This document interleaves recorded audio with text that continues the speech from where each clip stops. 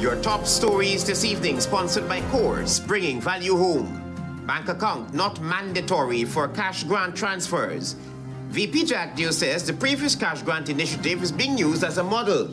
Government wasting taxpayers' dollars on failing GUYSUCO must desist from spreading propaganda dressed up as progress, says Vinceroy Jordan. Bomb threat to the Georgetown Magistrates Court. Police working to determine its source. PLAISANCE market underwater again. Christmas not so bright for vendors as hundreds of thousands worth of products damaged.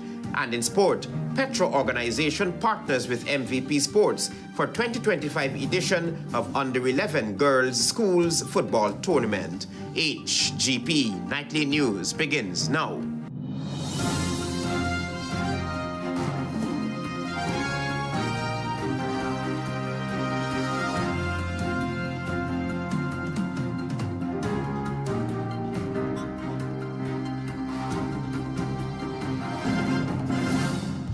Good evening to our viewers here in Guyana and online. I'm Travis Chase with the Friday, November 7th edition of the HGP Nightly News. Here's what you need to know this evening. We tell you first up that as Guyanese get ready to cash in before year end, a bank account is not a mandatory requirement. You'll have more details in this report.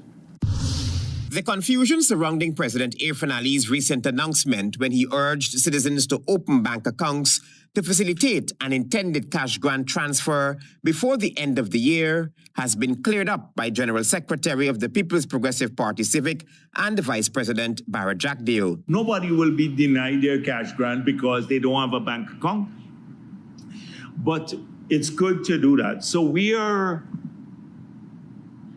obsessing over this issue. Mr. JAGDEO, who was speaking during his Thursday afternoon press conference, explained that the government will establish financial hubs in several areas to make the process easier for citizens across the country. You can't have a bank in every area, but you may be able to have in some central areas like terminals where people can go and access cash.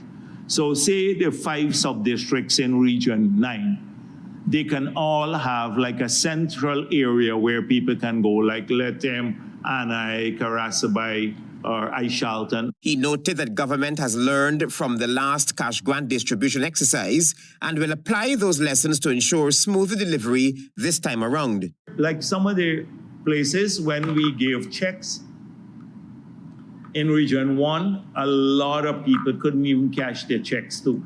You know, we had to go back in several times. People became a little dissatisfied with us because we gave the checks, but they said we have the checks and we can't get our money. And then they blame us for it too. So we then had to work out all sorts of arrangements. Earlier this week, President Irfaan Ali announced that before year end, he will unveil a series of measures, not only cash grants, but also initiatives aimed at the total empowerment of every Guyanese. When the president urged people to set up the bank account, we're hoping that more and more people will be doing this. And then it's easier for us to put money. You don't have to go and join a line to get your money or something like that. Travis Chase, HGP Nightly News. Vinceroy Jordan swung for the hills when analyzing the mid-year report on GUYSUCO, accusing the Ali-led government of peddling what he calls propaganda dressed up as progress in its latest report on the sugar industry. Marvin Cato is on the story. The minister must first say to the nation that he is using the figures from a failed target and that they're also using figures from a 60% contracted period. That was Vinceroy Jordan, Shadow MP for Agriculture representing the Partnership for National Unity, APNU, laying into the government as a result of a tabled mid-year report laid over in Parliament on Monday.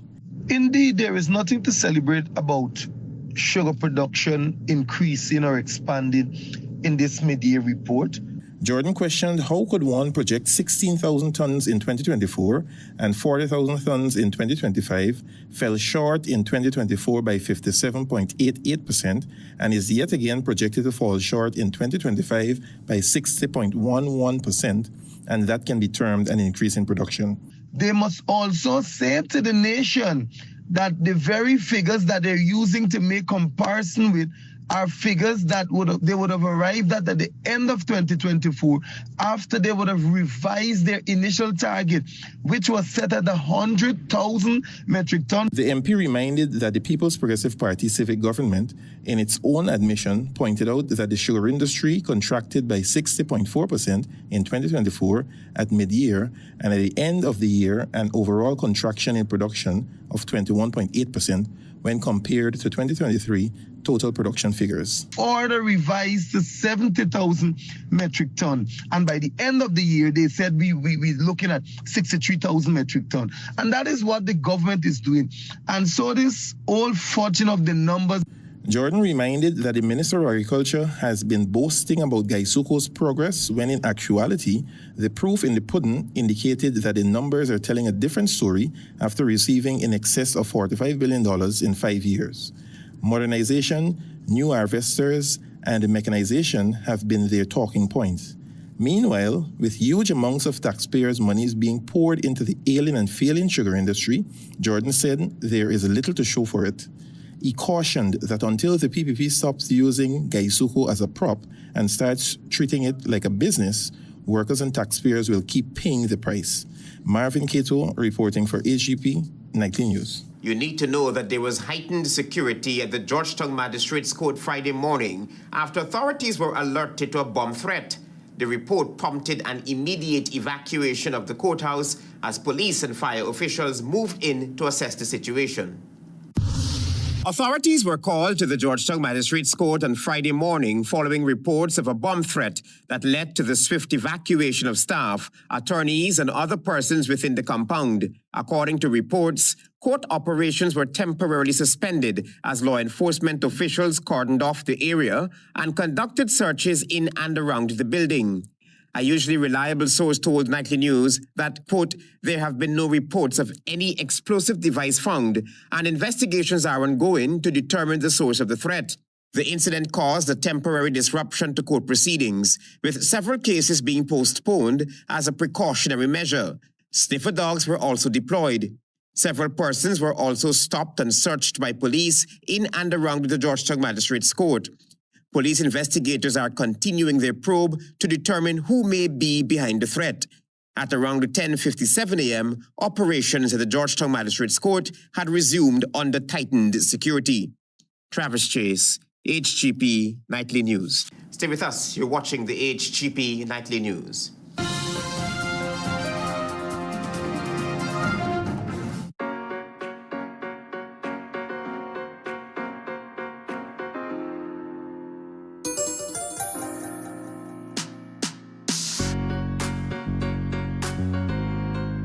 Welcome to SNL Electrical Inc., where lighting and electrical needs are met with expertise and style. From the latest in electrical lamps to durable cables, circuit breakers, panels, we have it all. Illuminate your space with our elegant chandeliers, stunning crystal lights, and versatile pole lights. Looking to upgrade your comfort? Explore top-of-the-line AC units and our diverse selections of stylish styles. Visit us at 170-180 Thomas Street, Kitty, Georgetown. Discover a solution that not only lights up your world but transforms it. Call us on telephone number 226-3018 or 223-1634. SNL Electrical Inc., powering your life with elegance, quality, and care.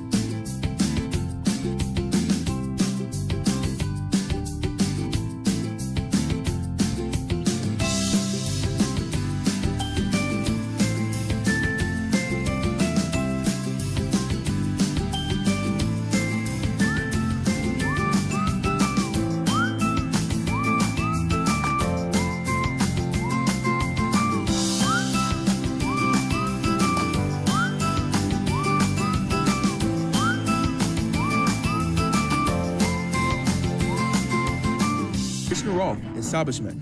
No job is too small or too large. We specialize in all types of fabricating machinery, excavator repairs, rice field pumps, and hydraulic hoses. Visit us at Lot 113, Block CC, Munnery Road, East Coast, Marara, or call 220-9624-629-4021 or 619-7880. At Krishna Rock Establishment, no job is too small or too large.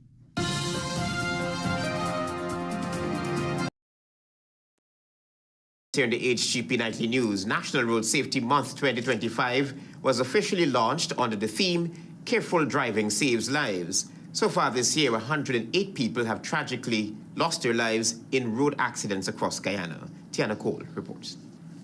Home Affairs Minister Unij Walran, in her remarks during the launch of Road Safety Month 2025, stated that far too many lives are lost on Guyana's roads each year. So road safety is not just a transport issue. It is a public health issue, an economic issue, and above all, a human issue. It affects all of us. She emphasized that over the past few years, Guyana's made remarkable strides in improving safety and law enforcement across the roadways. In the coming year, we will expand the use of the smart technology to detect traffic violations in real time. We will strengthen driver education and continuous training for commercial and public transport operators. The government will also collaborate with the Ministry of Education to enhance road safety education in schools. Prime Minister Mark Phillips, during his presentation, stressed the importance of stricter enforcement of traffic regulations, noting that every violation, no matter how minor it may seem, must be treated with utmost seriousness. Because when we overlook small breaches, like speeding, overtaking dangerously, ignoring pedestrian, we lay the foundation for bigger tragedies. He also disclosed that from 2020 to 2024, there were 574 fatal accidents recorded, resulting in 642 deaths, 24 of which were children. A breakdown of those figures shows that in 2020, there were 125 fatal accidents, resulting in 139 deaths. In 2021, 92 fatal accidents resulted in 97 deaths. In 2022, there were 92 fatal accidents resulting in 99 deaths. In 2023, there were 148 accidents resulting in 175 deaths. And in 2024, there were 117 fatal accidents, resulting in 132 deaths. Assistant Commissioner and Traffic Chief Mahendra Singh revealed that as of this year, 108 persons have already lost their lives due to fatal accidents. I encourage everyone to be decisive decision makers, to stand resolute with us to make that change that we desire. Why? To reduce accidents. Guyana National Road Safety Council Chairman Earl Lambert reminded citizens of the responsibility to practice safe driving. If we observe the 5 C's, we wouldn't lose lives. Tiana Cole reporting for the HGP Nightly News. Opposition Member of Parliament Ganesh Mahipal has submitted a motion seeking more flexibility in motor vehicle licenses. He says the move will modernize the process and make it easier for both motorists and the Guyana Revenue Authority. Find out more from Tiana Cole. Opposition Member of Parliament Ganesh Mahipal has submitted a motion to the Clerk of the National Assembly seeking to introduce flexibility in the validity period of motor vehicle license. He believes the move will modernize the process and ease the burden on both motorists and the Guyana Revenue Authority. However, Guyana National Road Safety Council Chairman Earl Lambert, in a telephone interview with this newscast, said while Mahipal's recommendation has merit, there should have been consultations with key stakeholders. Lambert stressed that there are other pressing road safety issues that deserve urgent attention. So I would prefer that you speak to stakeholders, and if there are any laws to be reviewed or whatever, to do a comprehensive package. Lambert added that there is growing lawlessness on the country's roads and said he would have supported Mahipal's motion if it had addressed the issue as an emergency. Talking about the serious nature of what is happening now with the lawlessness on the road. And if my father addressed that as an emergency, you know, I would have supported it. I'm not saying that I don't support what he's saying there, but I don't think that you can address anything in a piecemeal manner. He further emphasized that speed cameras could play a greater role in enforcing traffic laws, noting that they can automatically capture violations and send tickets directly to offenders. How do you address the lawlessness on the road? And the only way you can do it is making sure that the law works for everybody and not just some. In his Facebook post, Paul explained that under the current Motor Vehicles and Road Traffic Act, Chapter 5102, vehicle licenses are issued annually, requiring in-person renewal each year. His motion proposed giving vehicle owners the option to purchase license valid for between 1 and 5 years. According to Paul, the annual renewal system has resulted in long lines, administrative strain on the GRA, and inconvenience to drivers. The proposed change, he argued, would streamline the process, reduce congestion, and improve efficiency. Tiana Core reporting for the HGP Nightly News. After nearly 2 weeks on remand for a drug trafficking charge involving more than 680 pounds of marijuana, Alliance for Change lawmaker Devin Sears was released on bail. Antonio Day reports.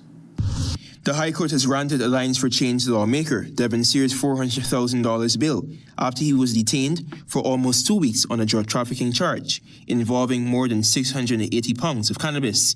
Following an appeal by Sears' lawyers, Justice Navindra Singh granted bail, overturning a previous decision that had sent the former Member of Parliament to prison when he appeared before Magistrate Rachel Liverpool at the Linden Magistrates Court on October 23rd. Albert Sandy, who admitted to the crime and received a 4-year prison sentence, was charged alongside Sears, who entered a not guilty plea. The case began on October 20 when police stopped a bus at Old Bamia Police Checkpoint in Linden, Region 10.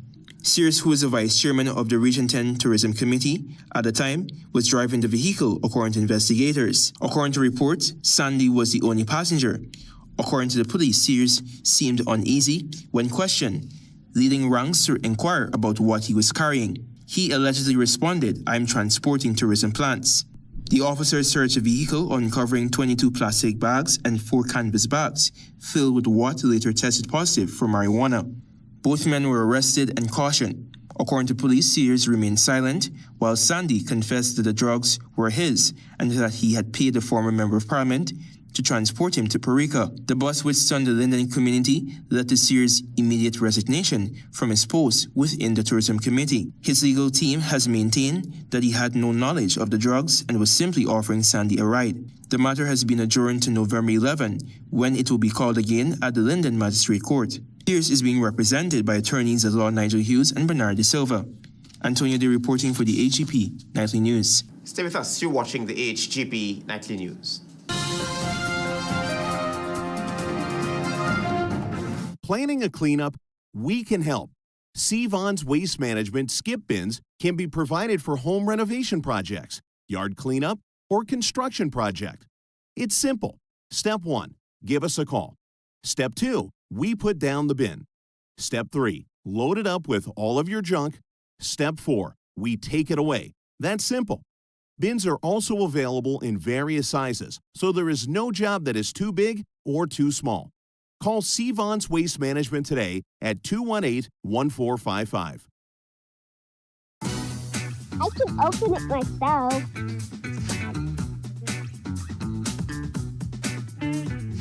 It's in my bag, and it tastes so good.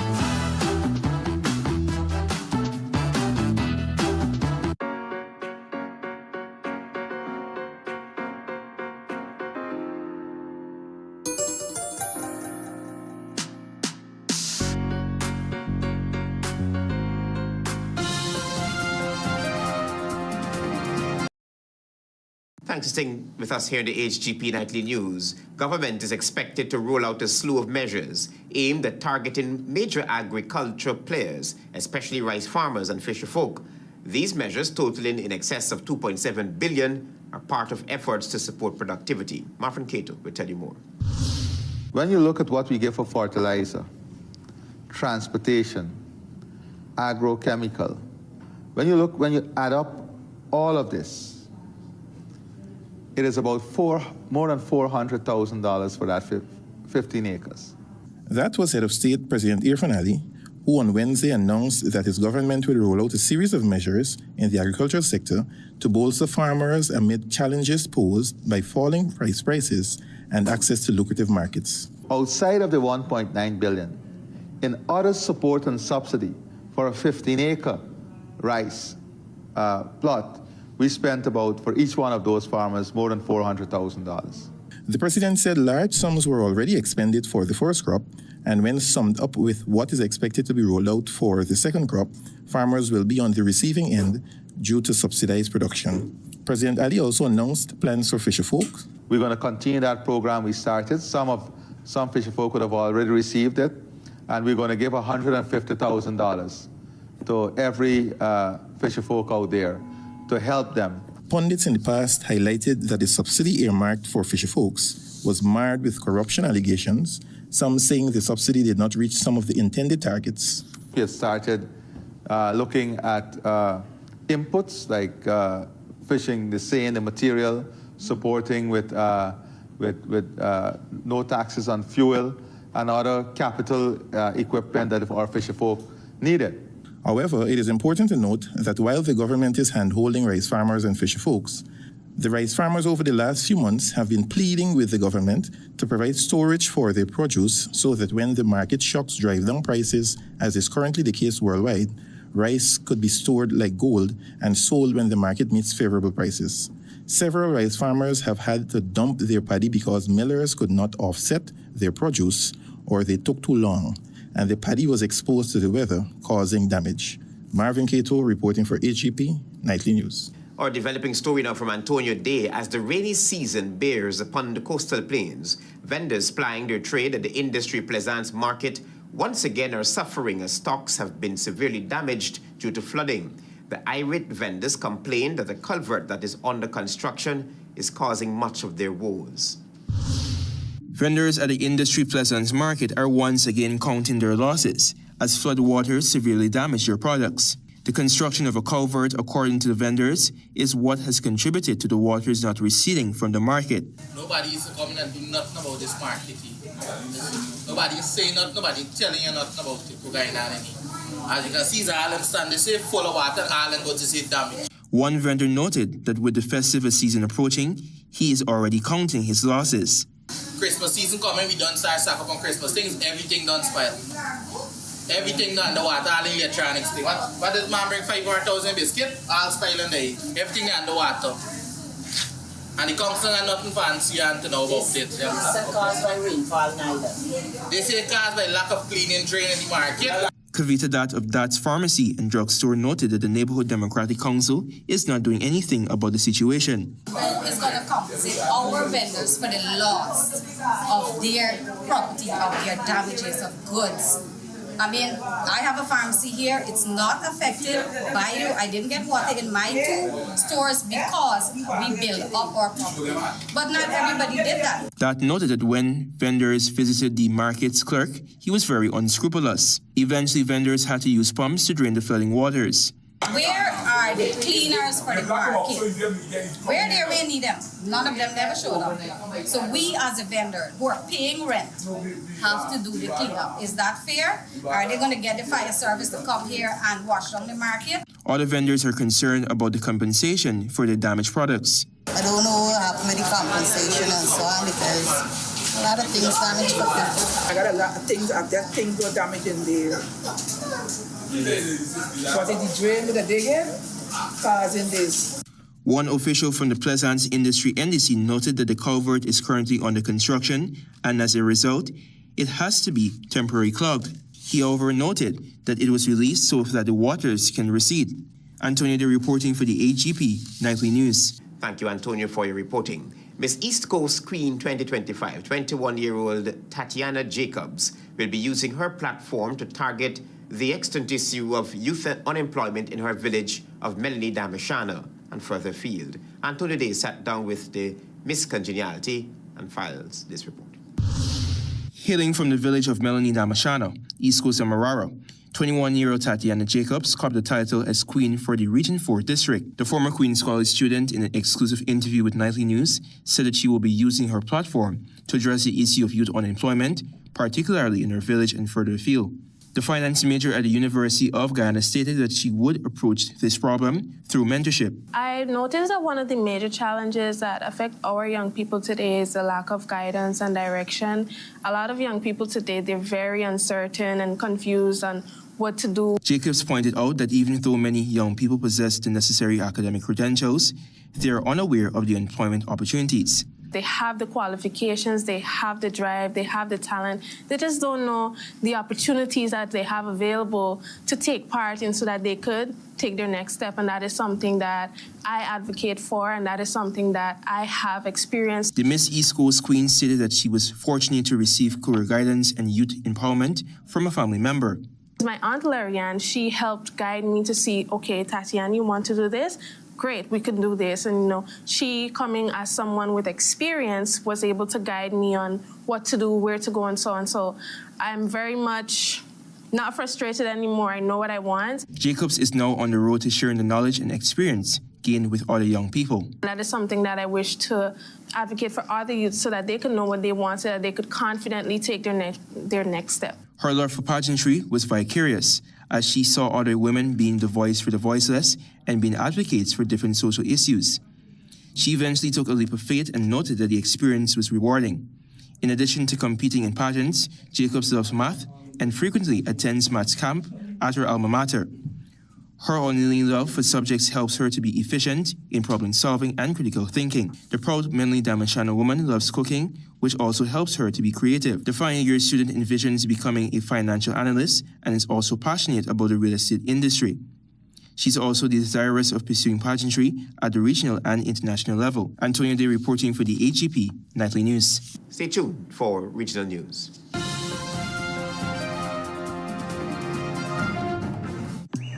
Something new has been growing, and it's now ready for you to pick. Fresh. Taste the Fruta freshness. Pick the fresh new 200 ml size today. Live Frutiful. You know, brethren. Yeah, blood. I said like you didn't pass it through today. Nah, boys, them file there, you tell people stop me and they take come to me on help. Oh, but hey, I hide it from them people now, boy. Man, none of them things. Plus, I skipped them people last year. And did you and I feel good? Make no sense I take that. You think this is still gonna take us out? Yeah. No matter what, you could feel good, but the worm still there. You said you could get your big foot and all. Oh, hey, Bigfoot, worm. Hey, man, stop playing, you know. Hey, me auntie take them pills and she gets sick. Plus, me auntie, me sister and them did I take it. That them Bigfoot and them things come from crap who blowing on your foot. Yes. Or your body, that don't file your body. Nice, serious body. You see, if you don't take the pill, the worm goes inside you for years. Plus, when the mosquito bite you, you can pass on crime, give it to your family or even we. Besides, plus, your auntie must you had the thing and all, the pill help shit. Don't believe in them over be a stubbornness, dog. So wait, you telling the rascal get this thing you could give family and don't even know? Yeah, man. Plus, if you think get bad, your foot and your skin swell up big. Even your basket swell big, you get gory. Hey. You are none of that. Hey, bye, best you take this pill and done, bye. Yeah, but that's why we all got to check the file area pill. Yeah. Protect your family and everybody else. We are talking about file area gonna get knocked out. TKO. Hey, Stumpy, y'all don't feel y'all don't go away when y'all don't eat me food, you know. Y'all got fair wash your place because I did my nails.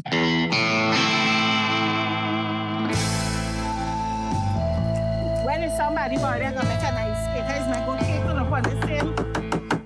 Bladam, I got a call from the people in the community and they said you are disturbing the peace. You're smelling up the place and you're doing something, but your food always seems to smell good. Peppies, you get the best on these things. These things just make you cook good. I want these things and I'll carry them for evidence. I love all of you. Peppies, we put the pep back into your kitchen. And you. Fruta full of vibes. Say hello to your new favorite sip, Fruta Mango Passion. This tropical combo of mango and passion fruit delivers a bold flavor and wholesome goodness. It's fruity, it's vibrant, and it fits right into your day. Grab your Mango Passion can today and live fruitfully. Fruta.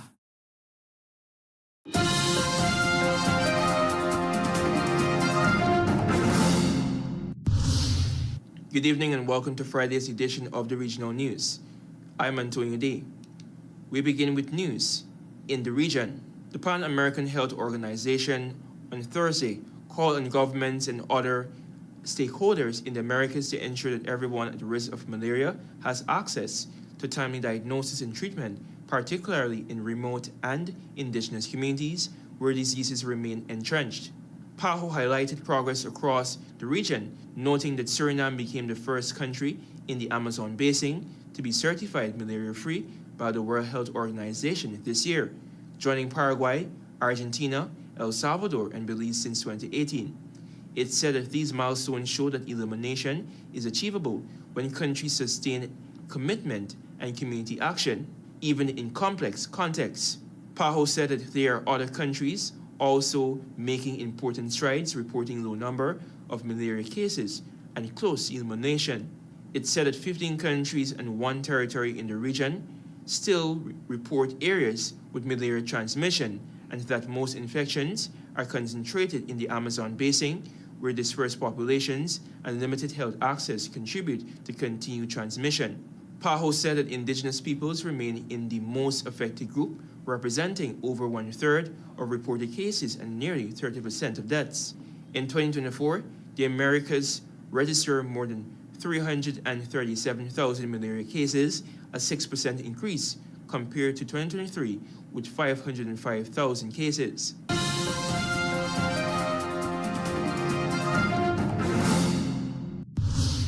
Continuing news in the region. The United Nations has launched a $74 million fund to aid Cuba in the wake of destruction caused by Hurricane Melissa. The United Nations said that an estimated 2.2 million Cubans remain in dire need of assistance across the eastern provinces of Granma, Santiago de Cuba, Holguin, and Guantanamo, following the passage of the Category 5 storm. The UN said that the Office for Coordination of Humanitarian Affairs, OCHA, its aid coordination office, had released $4 million in emergency funding ahead of the storm, while UN agencies have unlocked an additional $7 million, leaving a funding gap of $64 million to meet urgent needs. The UN said that the crisis rocked Haiti, around 16,000 people having been displaced in total, with 43 reported dead, dozens injured, and 13 still missing.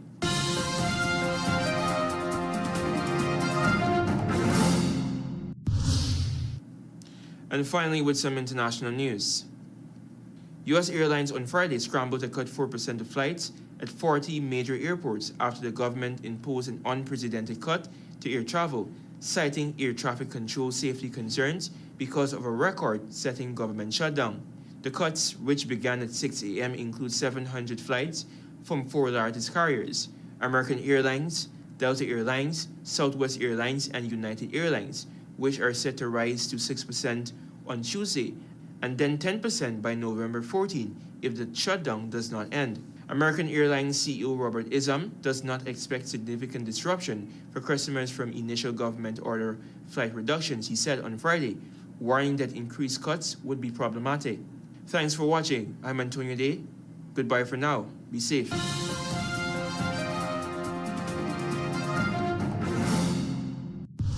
Delvin Neblet is up next with HGP's Sports Pulse.